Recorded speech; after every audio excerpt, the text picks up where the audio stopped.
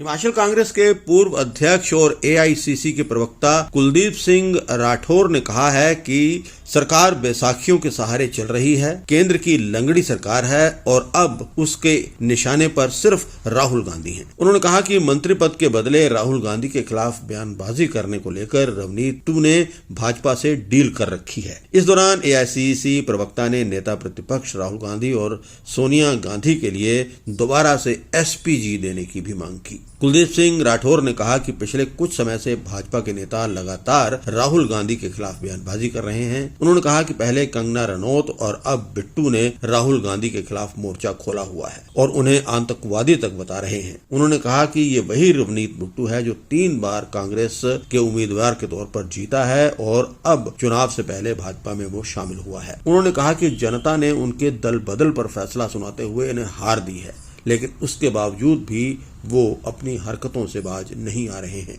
कि काफ़ी दिनों से भारतीय जनता पार्टी की जो केंद्र में सरकार है, विपक्ष के नेता श्री राहुल गांधी के खिलाफ तरह तरह की टिप्पणियां जो है कर रहे हैं।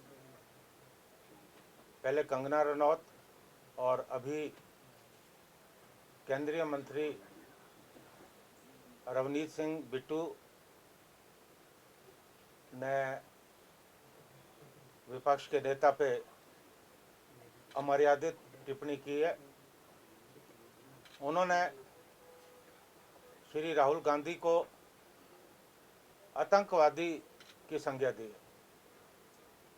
उसके बाद उत्तर प्रदेश के मुख्यमंत्री के खासम खास और उनकी काबीना के मंत्री रघुराज सिंह ने अभद्र भाषा का प्रयोग किया और मध्य प्रदेश में शिवसेना एकनाथ के विधायक, जहां भारतीय जनता पार्टी का गठबंधन है, उन्होंने तो यहाँ तक कहा कि जो राहुल गांधी जी की जुबान काट के लाएगा उसे वो 11 लाख रुपए देंगे। और तमाम पूरे देश में एक माहौल बन गया है कि राहुल गांधी के खिलाफ जो है ज़्यादा से ज़्यादा अभद्र भाषा का प्रयोग किया जा सके। अब मैं रवनीत सिंह बिट्टू जी से पूछना चाहता हूँ कि उन्होंने ये जो टिप्पणी राहुल गांधी जी के खिलाफ की, बहुत सारी उन्होंने कांग्रेस की नीतियों की आलोचना की। ये रवनीत बिट्टू से वही व्यक्ति हैं जो 3 बार कांग्रेस पार्टी के टिकट पे चुन के आए। अभी लोकसभा चुनाव से पूर्व भारतीय जनता पार्टी में शामिल हुए और लुधियाना की जनता ने इनके दल बदल के खिलाफ वोट दिया और ये कांग्रेस के अमरिंदर सिंह राजा से चुनाव हार गए। चुनाव हारने के बावजूद भी इन्हें जो है केंद्रीय मंत्री बनाया गया और मुझे तो ये लगता है कि साफ तौर पे एक डील हुई है कि हम आपको मंत्री बनाते हैं और आपको राहुल गांधी के खिलाफ बोलना है। और जहां तक आतंक की बात है, अगर इस देश में सबसे ज्यादा आतंक का डंक सहा है वो राहुल गांधी का परिवार। श्रीमती इंदिरा गांधी जी आतंक का शिकार हुई, उनके पिता राजीव गांधी भी जो है आतंक का शिकार हुए। और अगर सबसे ज्यादा किसी ने बर्दाश्त किया तो कांग्रेस पार्टी ने किया।